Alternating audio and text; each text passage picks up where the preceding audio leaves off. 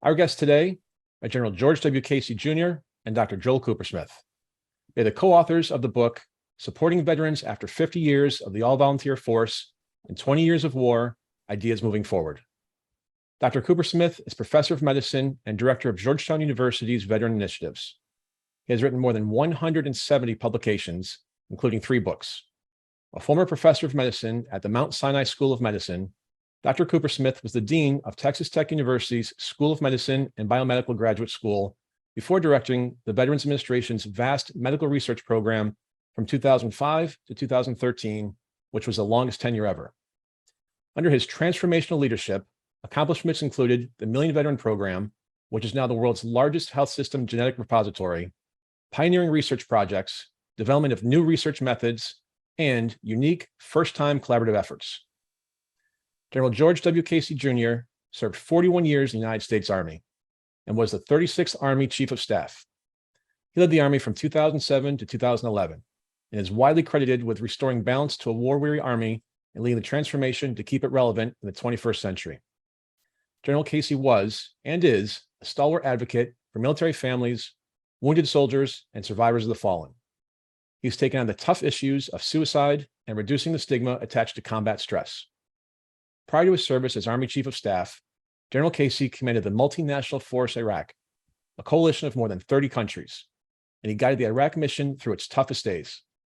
An expert on strategic leadership, he currently lectures on leadership at the S.C. Johnson College of Business at Cornell University and to leaders of national and multinational corporations. He also lectures on international relations at the Korbel School at the University of Denver, where he is the Rice Family Professor of Practice. General Casey serves on several boards, including the USO Board of Governors, of which he is the chairman. General Casey and Dr. Kupersmith, welcome to Next Steps Forward. Thank you. Nice to be here. The two of you have written Supporting Veterans After 50 Years of the All-Volunteer Force and 20 Years of War, Ideas Moving Forward, with many of the ideas coming from a group of experts from various backgrounds. Who was involved? How did the group come together? And what did the process look like? Well, Joel. This is a topic that really hasn't been discussed, at least nearly as much as it should. Veterans of the All-Volunteer Force. There has been and will be a lot of discussions about the force readiness and other appropriate topics. But as far as veterans, this hadn't been discussed. So we got together a group of individuals who had been very prominent in veterans issues. They had been prominent in formulating policy and in implementing policy. And I think that both are very important. They included high VA officials, 3 former secretaries and others. They included members of Congress. They included directors of major veterans service organizations, academia, industry, media, and some others. And we had a workshop. We conducted a workshop about a year ago, a little over a year ago. And out of that workshop came this book. And what we did is a little bit different from what is usually done. We did not attempt to form a consensus. We just attempted to get what are their ideas and how do they think policy should be formulated for the future for these veterans of the All-Volunteer Force. We also, of course, discussed the differences between veterans of the All-Volunteer Force and those previous, their capabilities, their issues, and many other things of that nature. And that's how this book came. And we compiled all this, and that's how this book came to be. I guess that also just kick in here that the basic premise was that you don't do anything for 50 years without learning how to do it better, smarter, cheaper. And as someone who came in the Army in 1971, just a couple of years before the All-Volunteer Force came into existence and lived through the startup, it really struck me that after 50 years, we need to think differently about how we deal with things. And we needed to, in my view, kind of prime the pump through this book and these discussions to generate a national discussion about, okay, how can we think differently about veterans issues and learn from the challenges of the past and envision opportunities for the future. it's something that I think is even more topical than when we started writing the book.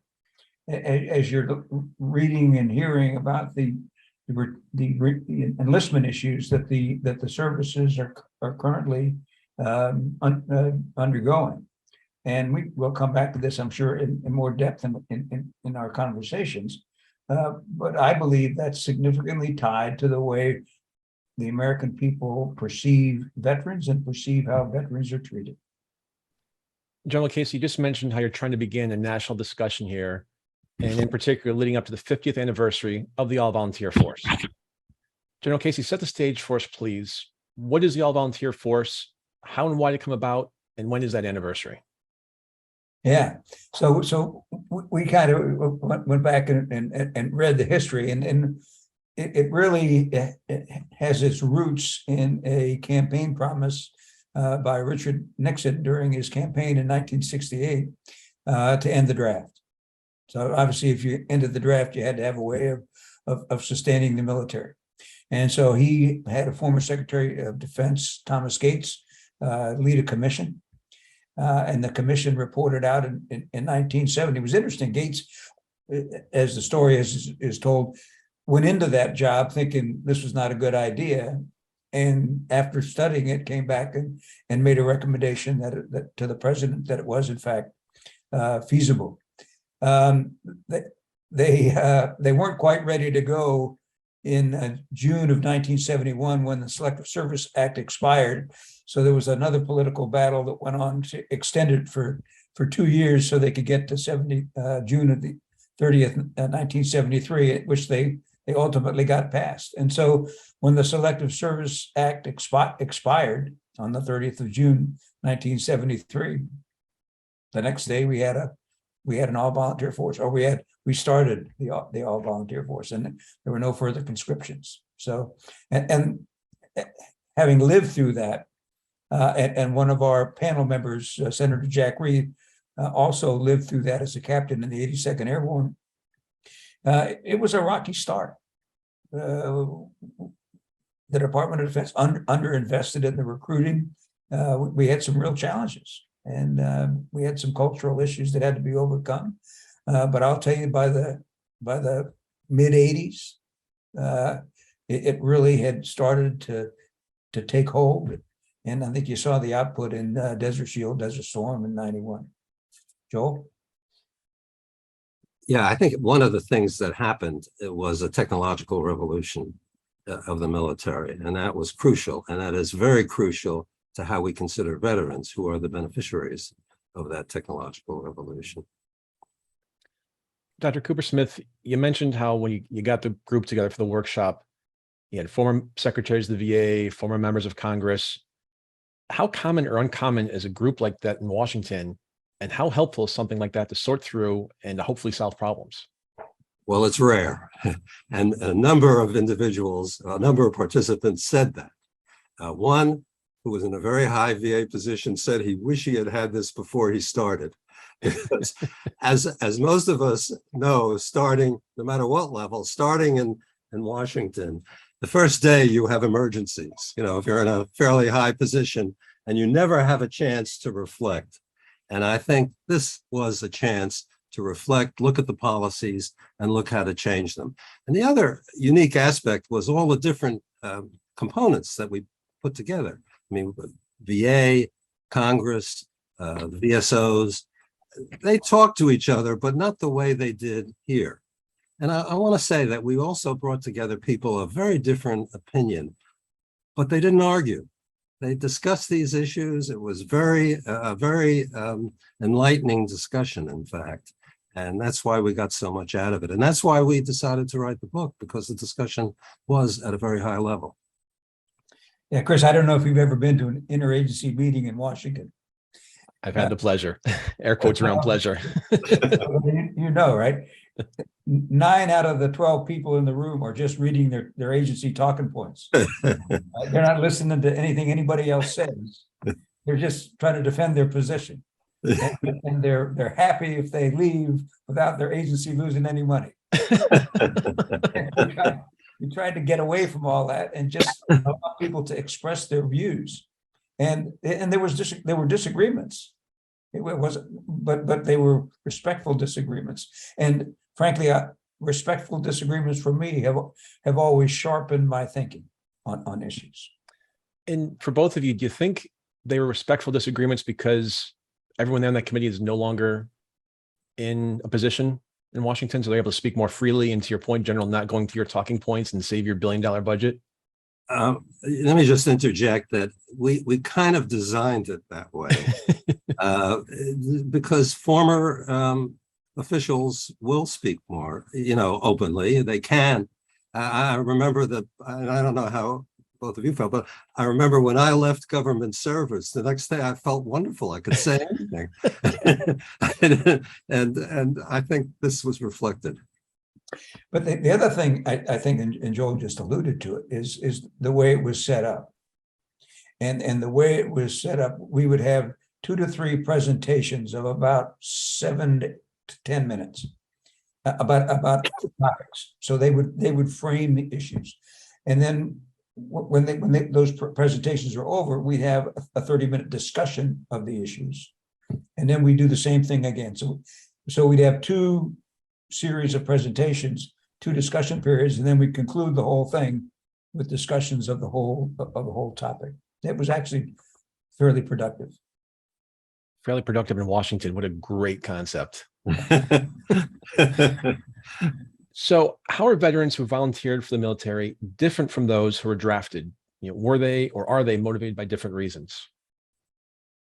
Well, there's a lot of differences. For one, the selectivity.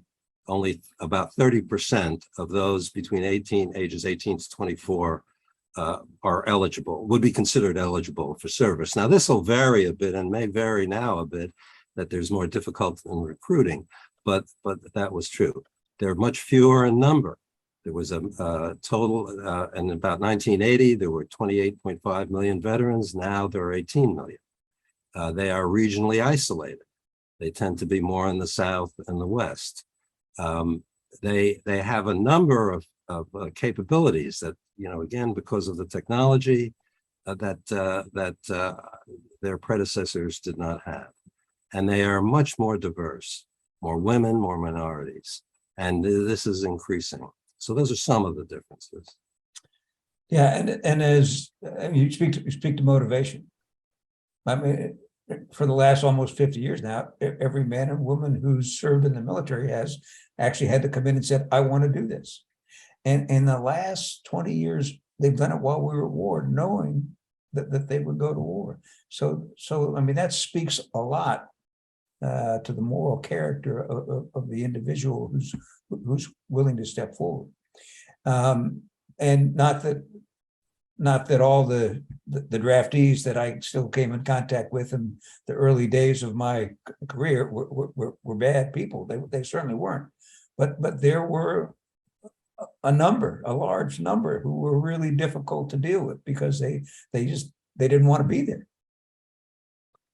Veterans may alternatively be perceived as heroes, threats, or victims. Obviously, those different perceptions impact the public's view of veterans and veterans' needs and the way veterans view themselves. Why are veterans seen in such dramatically different lights? Well, I'll start. This was actually the title of a course we gave at Georgetown, and it was actually in the anthropology department. And first of all, they're considered heroes. And one of the points that George had made during this is the day they finish their service, the next day they're considered differently, and they may be considered victims. So the heroic military heroism is something that's always been considered. They are often considered victims, and it's called, one person has termed it the broken veteran narrative, and that is that we constantly hear of problems that veterans have without hearing the other side, and this creates that image. Then there's the image of threat, which we don't have the crazed Vietnam era veteran in our public eye much anymore. It's very rare, and but when something happens, like the attack on the Capitol of June 6th, first thing people seem to ask is how many were veterans.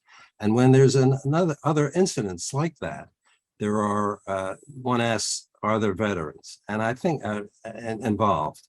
And I think this is, again, an image that's out there that I think we, at least during this, and I think everybody agreed, we need to address that. Yeah, and this is one of the I think the primary themes that we try to bring forward in the book. It is that we really have to flip the narrative. Right now, the narrative is focused on benefits and taking care of, quote, broken veterans, where the reality is the vast majority of veterans come out of their service stronger, more capable than and more mature than when they went in. And so we have to flip that narrative because it's a double-edged sword. On the one hand, the veterans themselves can perceive that they may not be capable of successfully pursuing a career in business. And then you have business leaders who, because of what they read, don't think that veterans can actually cut it in the business world. So it becomes a self-fulfilling prophecy. And it's just not the case. No, and it's not the case. To your point, General, we spoke just before the show about my career in finance, and they are sought after leaders. Certainly in the financial services industry, many major firms specifically have programs focused on hiring veterans because of what they bring, because of their leadership skills, because of their camaraderie, because of teamwork, all of that. And so love the fact that you are trying to change that narrative and flip it around. And that double-edged sword, unfortunately, it's a great point. It's an accurate point. And we need more than just the financial services industry, but other industries to realize these men and women, to your point earlier again, General, were willing to sacrifice it all for this great nation. Well, they've got some skills that might be hard to transfer from your military resume to a private sector resume, but they've got skills that you need. And Chris, I'll just build on that a little bit but they also have the skills that business leaders want and can't teach. It's leadership. It's working in diverse teams. It's solving complex problems. It's good oral and written communication. I mean, all that stuff that they learn in the military. Life under pressure. And also, just to build on the diversity, that we have women and minority individuals who have these skills, and that's something the country is looking for. You also, at the same time, you make an excellent point in the book that 18 million military veterans are not a homogeneous group that all think and act alike. And that obviously has policy implications. Would you elaborate on that point? Well, I can give you, let's say, give 3 examples of those who have been in battle. One can come out with severe PTSD and can go on to all kinds of negative consequences. It can become addicted, can do various things. Another can come out without PTSD. In fact, this is the more usual, and be strengthened, something called post-traumatic growth, be strengthened by the experience. And then another person can come out with both. Jimmy Stewart, when he made the movie It's a Wonderful Life, had severe PTSD. If you watch the movie with that in mind, you can see it actually in some of the scenes. And, this is, and you've worked with disabilities and technological help for disabilities. We know that people can succeed even with severe disabilities. So those are just 3 examples. And then you multiply that by 18 million, and there can be all kinds of examples. And we really need to individualize our approach to benefits and a variety of other things we deal with veterans. Yeah, and the other thing, because it's such a diverse group and people are affected in so many different ways by combat stresses. There are many different stakeholders that evolve to support those folks. So policy is increasingly complicated to come to, and so you have to deal with all these different groups who are looking at specific issues, and it just complicates an already complicated situation. A May 2020 white paper from the Brookings Institute about women warriors contends our armed forces, quote, need to recruit from a broader pool of Americans because some 60% of Army recruits now come from military families. Meanwhile, another quote, as of 2018, the Army recruited 50% of its enlisted soldiers from just 10% of the nation's high schools. The conclusion is that we have too much dependence on certain geographic areas. Joel, you mentioned earlier the Southwest and the South, and the military service has become, quote, largely a family affair. General Casey, what are your thoughts when you hear those numbers, and what conclusions do you draw from them about the future of the all-volunteer force? Well, one of the things I think you have to go back to the beginning of this, and we're talking about veterans here. We're not talking about the utility of the all-volunteer force concept itself. Other people will look at that. But one of the things that we comment on in the book is that it has eroded our notion of service to something larger than ourselves, and that people don't feel necessarily the responsibilities that go with the rights of citizenship.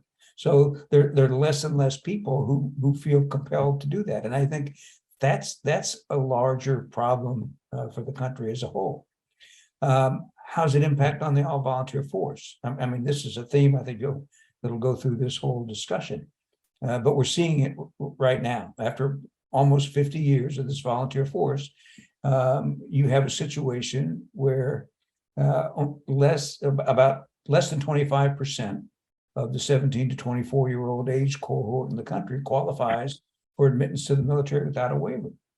And of that, and these are some recent numbers coming out of Department of Defense, only less than 10% actually have an indicated willingness to serve. So 10% of 25%. I mean, that's a pretty low number. And then back to the kind of broken veteran narrative that could permeate the country. Another one of those DoD surveys of young people found that almost 60% of them felt that if they served in the military, they would leave with some type of psychological or emotional problem. I mean, that's a huge determinant. And it goes to what we call the influencers, the parents and the teachers. And in that same survey, it said that only about 13% of the parents now are willing to recommend that their son or daughter should enter the military. And so at a time where we're thinking about what we should do to help veterans of the volunteer force, we need to think about how our narrative about veterans impacts the willingness of young people to serve. And that's something that is essential to the survival of a democracy. The book notes that the all-volunteer force has resulted in a very capable military, but, and I quote, the absence of compulsory service has taken a toll on the culture of national service and the idea that citizens in democracy have responsibilities as well as rights. Would either of you favor return to compulsory service? Well, we might favor it, but I don't think it's politically possible anymore. It was another way of expressing it was a hollowed out sense of citizenship that people have without this requirement. And, both Thomas Jefferson and George Washington felt strongly that in establishing a democracy, it was important to serve. I think there was an Inspired to Serve report a few years ago, which discussed this. I think at least what we can at least do is make these things available and show how people can become better by serving their country and their fellow man, and I think that their fellow persons. And I think this is the best we can do for it, and make this available both as a military and a non-military option. Yeah, I'm there with Joel. I do think that compulsory service is something that is essential for the long-term health of our democracy.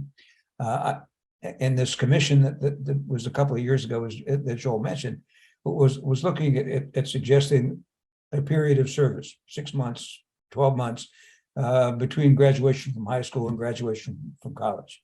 And it becomes part of the accepted movement through society that it's something you plug out and you do something. And it doesn't need to be the military at all. It could be any number of different things, but you give back. And Joel, before we go to break, where can people find the book? Okay, if you just type in my name, Joel Kupersmith, or George W. Casey, be sure you get the W in because there are other George Casey authors. That you will find it. Particularly, you can go to the Amazon website. That'll make it easier. Type in either of our name and the book will pop up. For the record, there's only one George Casey in my book. We don't need the double here. Gentlemen, we were talking before the break about perceptions of the veterans of America's all-volunteer forces. You cite a quote credited to George Washington, which goes, "The willingness with which our young people are likely to serve in any war, no matter how justified, shall be directly proportional to how they perceive the veterans of earlier wars were treated and are appreciated." Do you believe that holds true today? I do. I think it's part of why people volunteer. They don't talk a lot about, there are certain benefits, for example, that affect them. I think most particularly the college benefits in the GI Bill.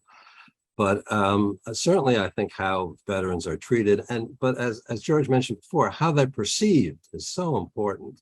And if they're perceived negatively constantly, I think it just has an adverse effect. I mean, it is not a realistic. Veterans have challenges, and the challenges that are in the public eye are realistic, but they're not. They're not the only part of it. In fact, most veterans, you look at the surveys, most people are happy they served. They say that to surveys. I think one survey, a prominent survey, showed 79% would encourage young people to also serve. So these, how they're treated and how they're perceived are both, in my view, very important. And as we have been talking about before the break, we're seeing some of the negative perceptions of veterans coming home to roost right now, and its impact on enlistment in the services. And we have to be able to do that to sustain the all-volunteer force for another 50 years. And that it's still early, but it's a worrisome trend for sure.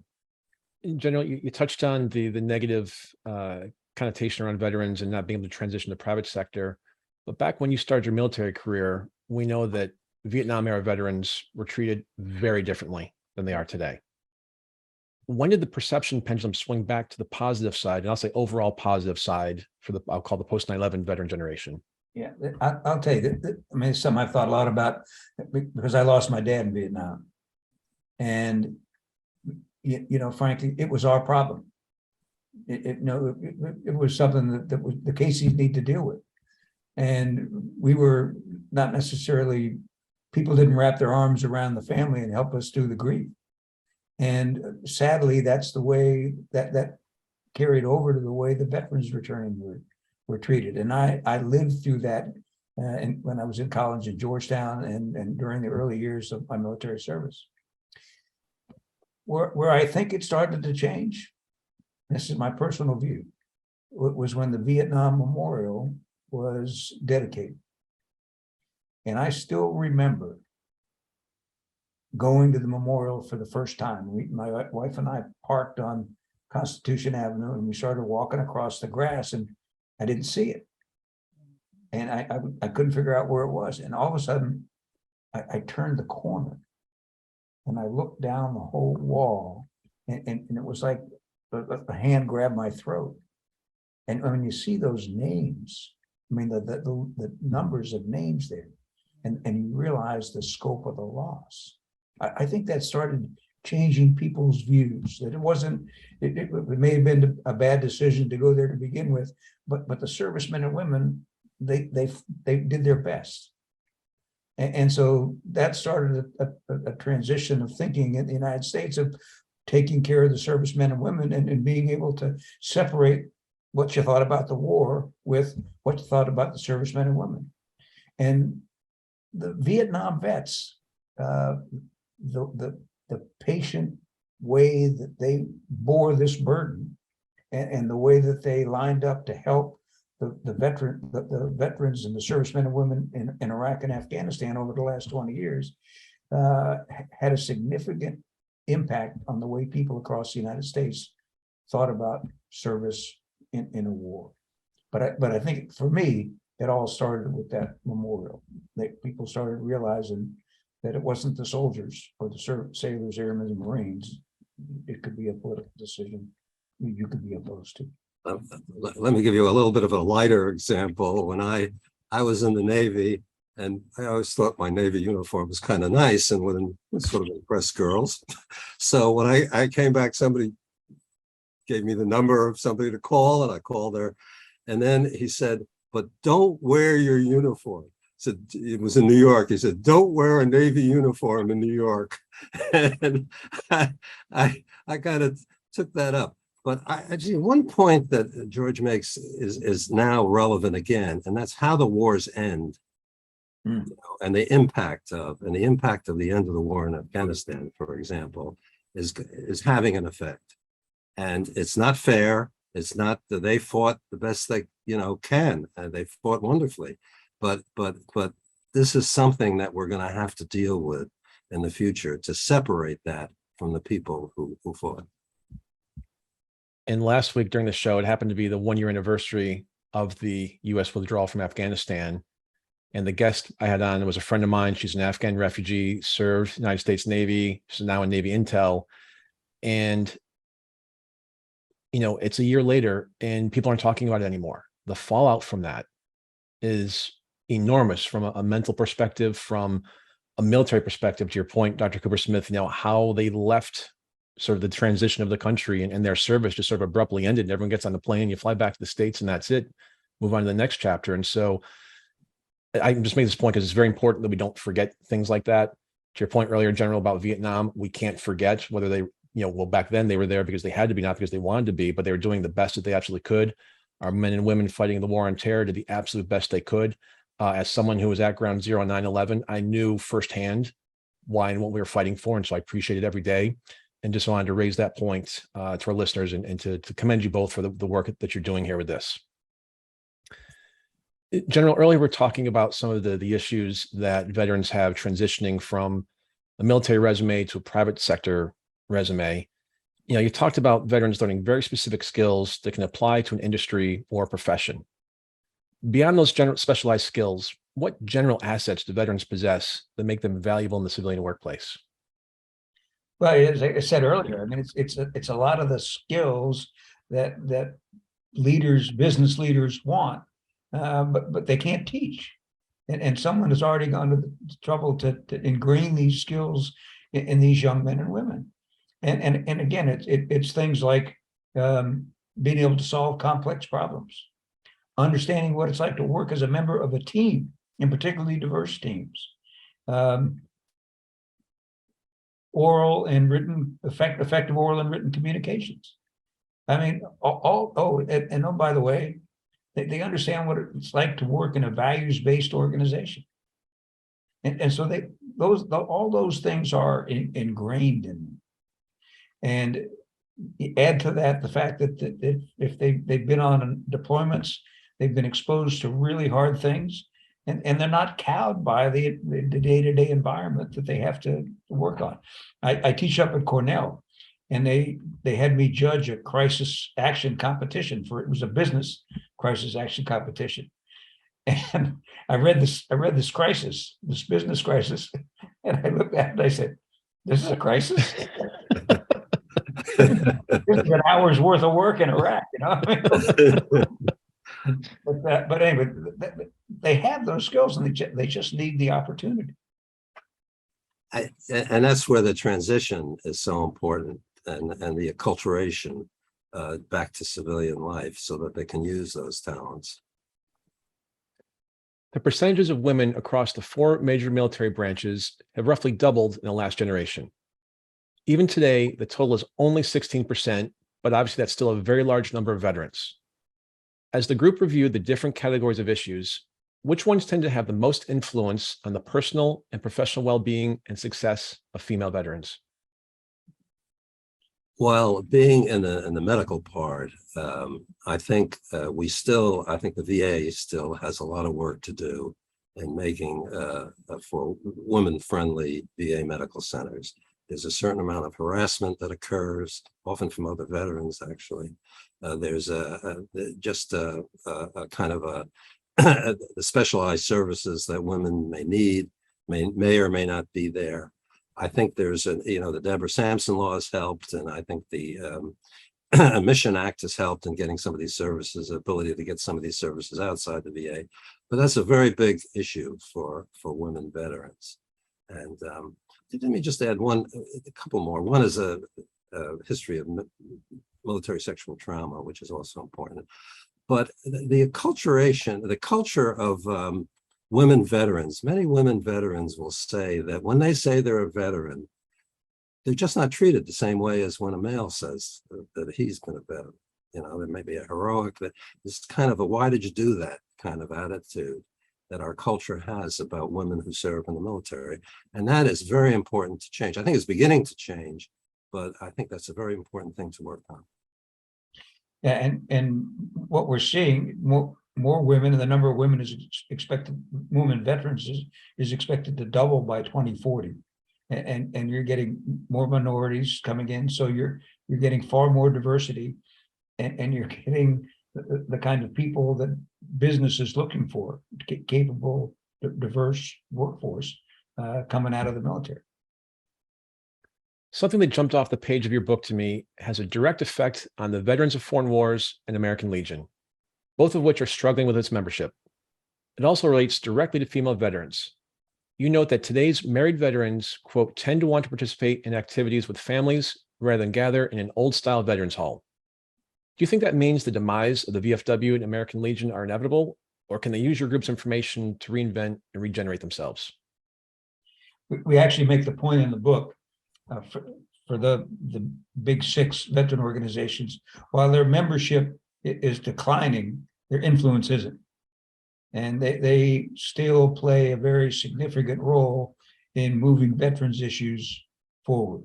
We also found that they can be more successful if they work together instead of all the separate entities.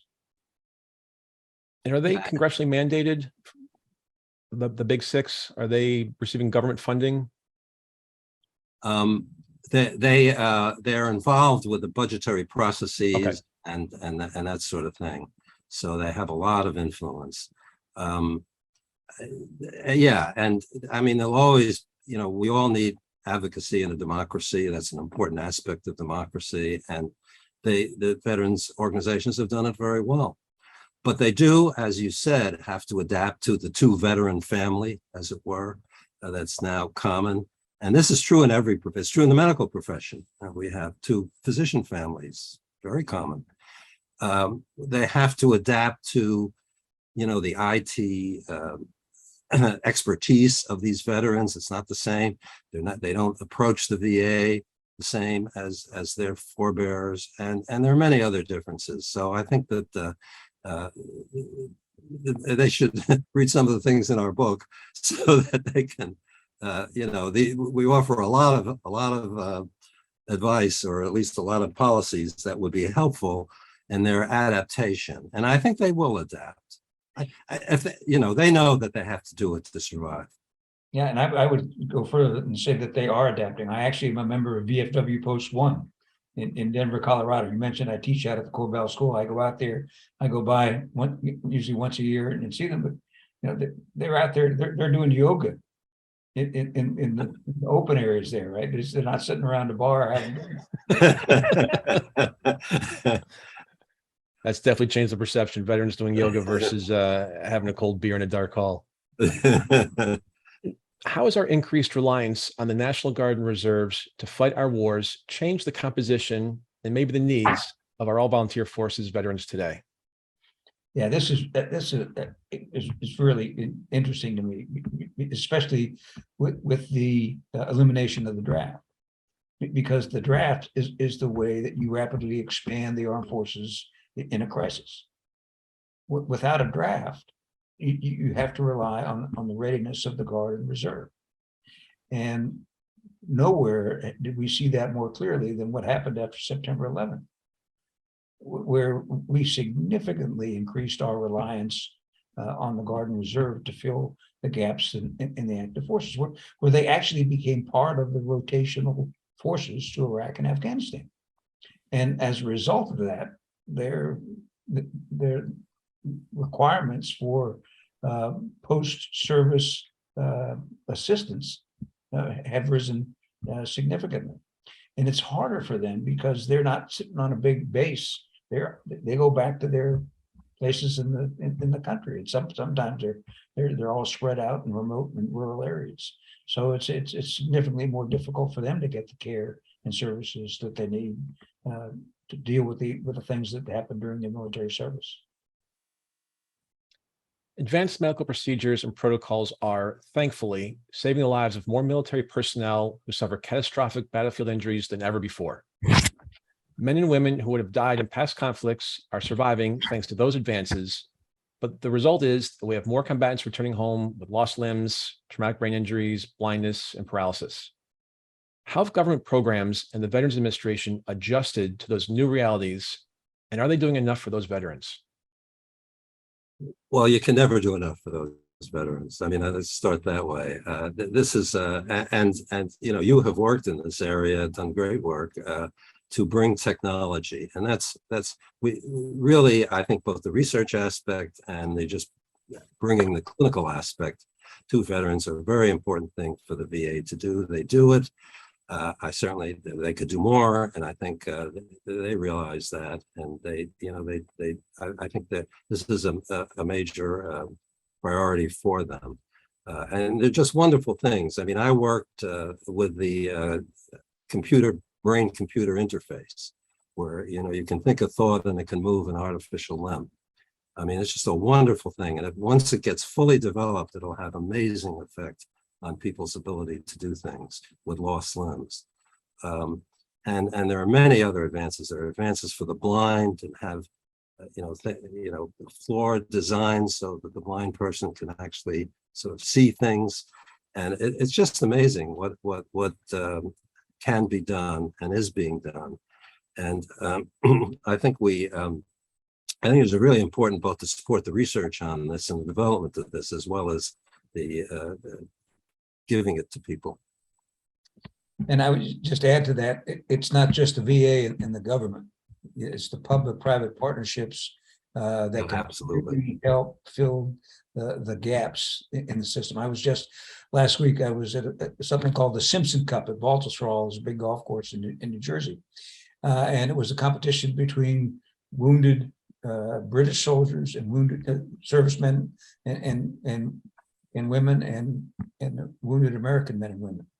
And they all went out there and they competed against each other in a Ryder Cup format, but it was all set up and hosted by the club there. And it was significant. And just to see these men and women who probably at one point after they were wounded thought, I'll probably never compete again. But they're out there competing for their country in a golf tournament. That's awesome. And I didn't know about that. That's fantastic. And Joel, you talked about some of the medical advances in technology.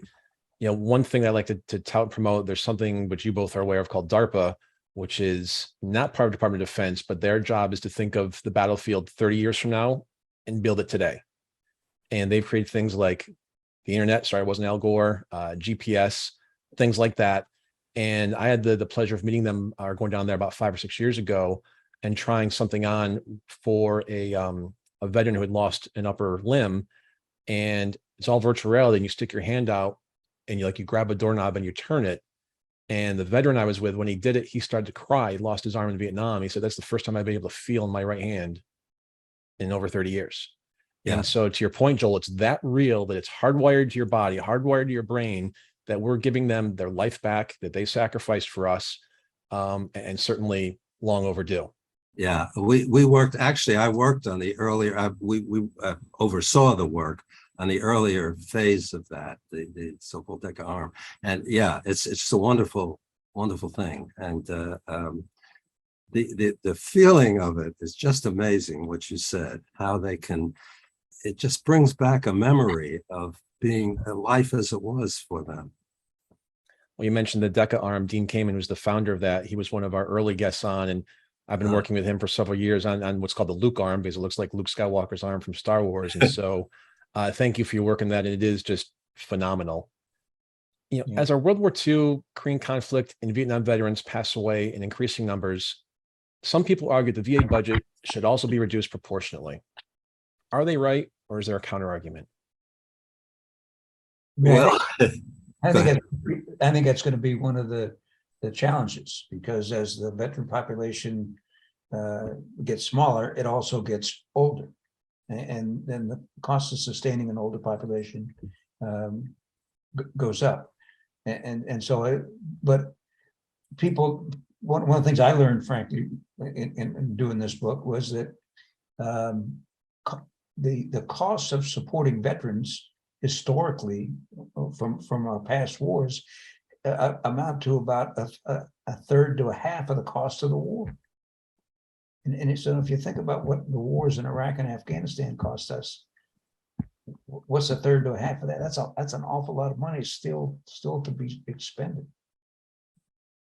And some of the things we discussed earlier will affect that, the fewer number of veterans, the less, I don't know if we mentioned this, but there are less veterans in Congress now, all of which affect advocacy for veterans, which, I think there's, and with the wars ending and how they ended, I think there are, a number of participants expressed concern about that.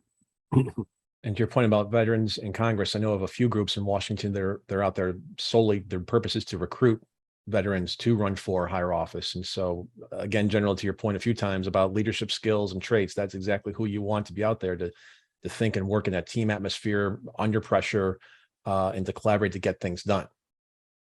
I've worked with there's a couple of organizations of veterans in Congress, bipartisan groups that work together to get things done. Exactly what you just said, Chris. And back to your earlier point, Joel, about the group, you make the point that no attempt within your group was made to reach a consensus of views on different issues. Why not? Well, we thought this was the beginning of the discussion, and that to start the discussion, we need to put these issues on the table. And we had people who had talked the talk and walked the walk of dealing with policy. I mean, and that's very important. Once you deal with policy and realize how hard it is to affect change, you get a maturity about this that's much greater than somebody who hasn't done that. And I think that so that's we kind of wanted to start things rather than complete them with a finished product as a kind of a recommendation. And we hope that this will be taken up, and will inform discussions in Congress, discussions in state legislatures, which are, by the way, very important for a lot of these things. Discussions by VSOs, which are already ongoing, and as George mentioned, they are working on these things, and also academia and think tanks to kind of build a foundation for future veterans policy. Yeah. And the other part was we wanted to make sure we looked at the issues from all sides. We wanted to get everything out there, because we felt like if you're going to have policy discussions, you need to understand the whole problem. Well, to that point, General, in terms of looking at both sides, as divided as our country is at the moment, is it possible for us to have a constructive national conversation that will result in a strategy that benefits both the individual veteran and the nation as a whole? Yeah, I think so. I do, because one of the things that I've always found bipartisan support for is the military and veterans. And I know my personal experience with the Armed Services Committees and the Defense Appropriations Subcommittees and the Military Construction Committees. It was all about doing the right thing for the troops, and that it really wasn't a partisan effort. And I don't have that same level of experience with the veterans committees, but I suspect it's the same. Yeah. And so that's what gives me confidence that people can move forward on this, because it's important. It's not just what we're suggesting in the book is not just to do things that make life easier for veterans. It's leveraging the investment that we've made in these veterans of the all-volunteer force to make the country better. And I think that's a great start point for discussions. We have just a short time remaining in our conversation. What is your call to action for audience members, and what would you like to see them do to further the national discussion that you want to have happen? Well, I think to make this part of the entire discussion and wherever, and as I said before, and legislatures and VSOs and wherever, to understand that this is a phenomenon that's occurred. The all-volunteer veteran is a phenomenon of the current. It's about 54% now. Veterans will, of course, rise as time goes by, and that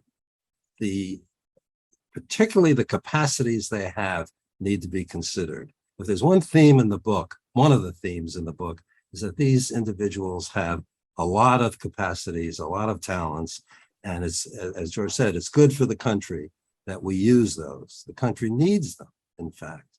And I think those points need to be part of informing discussions about how to deal with veterans, how to bring out the return on investment that's made for them in the military, and the many other topics, how to change the perceptions, many other topics and the benefits, and how many other topics we discussed in the book.